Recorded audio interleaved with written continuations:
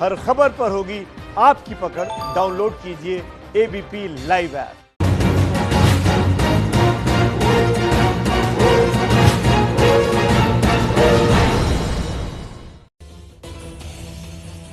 नमस्कार, शाम के 4 बज चुके हैं। एबीपी न्यूज पर अपने शो संविधान की शपथ के साथ हाजिर हूं मैं रुमाना इसार खान। आज से देश में अनलॉक 1 की शुरुआत हो गई, लेकिन जान भी जहान भी के फॉर्मूले को आगे बढ़ाते हुए सरकार की जिंदगी को पटरी पर लाने की कोशिश सवालों में है।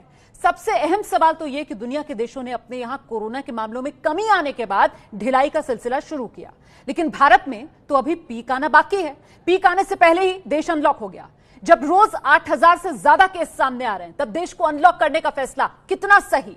अनलॉक भी ऐसा है जिसमें कई कंफ्यूजन है। एक तरफ गृह मंत्रालय बिना रोक टोक एक राज्य से दूसरे राज्य जाने की इजाजत देता है, लेकिन उसी गाइडलाइन में यह भी जिक्र कि जिला प्रशासन बाहर से आने वाले लोगों को रोक सकता है। अनलॉक 1 में धार्मिक स्थलों को खोलने की भी इजाजत दी गई है, जो जगह जगह लोगों की भीड़ बढ़ाएगा, सोशल डिस्टेंसिंग की धज्जियां उड़ाएगा। तो आज संविधान की शपथ में चर्चा इसी मुद्दे पर। पहले रिपोर्ट।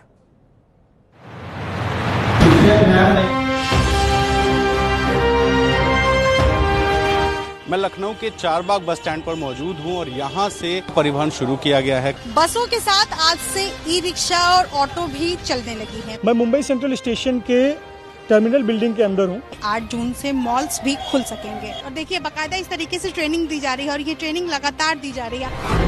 लॉकडाउन खत्म, देश में अब अनलॉक 1 शुरू। पहले ही दिन अनलॉक 1 पर जबरदस्त कंफ्यूजन।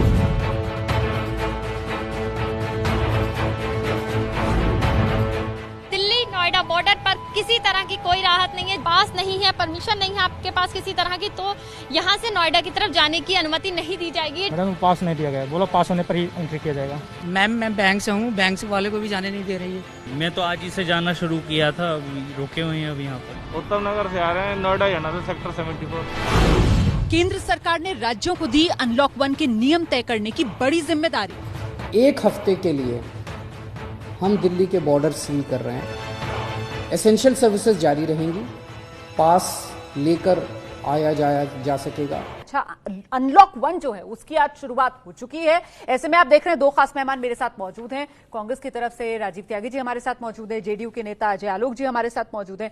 राजीव जी, केंद्रीय कैबिनेट में जो फैसले लिए गए उसके बारे में प्रेस कॉन्फ्रेंस में जानकारी दी गई। अनलॉक 1 शुरू हो चुका है, जान भी जहान भी। संतुलन आपको लगता है बना पा रही है सरकार? देखिए, जिस तरह से फैसले लिए गए कोविड-19 को लेकर के, उससे रोमाना जी बहुत स्पष्ट है कि जान भी गई और जान भी गया। और जो पैकेज बार बार मंत्रीगण पढ़ रहे हैं उससे स्पष्ट है कि सरकार से सवाल कुछ पूछा जा रहा है, लेकिन उत्तर पुस्तिका में एक ही बात लिखते चले जा रहे हैं कि कर्ज ले लीजिए, कर्ज ले लीजिए, कर्ज ले लीजिए। ये सरकार कैसी सरकार है जो आत्मनिर्भर भारत की जगह कर्ज निर्भर भारत बनाना चाहती है? और कैसे कर्ज निर्भर भारत होकर के आप मांग बढ़ा देंगे? मेरा सवाल बहुत स्पष्ट है। लोगों की जब तक क्रय शक्ति नहीं बढ़ेगी तब तक क्या नाम उसका उद्योग नहीं चल पाएंगे। 3 विषयों पे आज मंत्री जी बोले, किसान के विषय पे, एमएसएमई विषय पे और रेहड़ी पटरी वालों पे। किसान का 1 लाख करोड़ रुपए का करीब मैं डॉक्टर अजय आलोक के पास जा रही हूँ। सर आप जो सवाल उठा रहे हैं वो समझ गए हम लोग। डॉक्टर अजय आलोक से जल्दी से एक रिएक्शन लेते हैं। तो क्या डॉक्टर अजय आलोक, सरकार उलझ गई है क्या? जान भी जहान भी के बीच संतुलन बनाने के मामले में पेच अटक गया है क्या? न सरकार उलझी है न सरकार सशंकित है। सरकार ठोस फैसले ले रही है और बिल्कुल संतुलन बना रही है।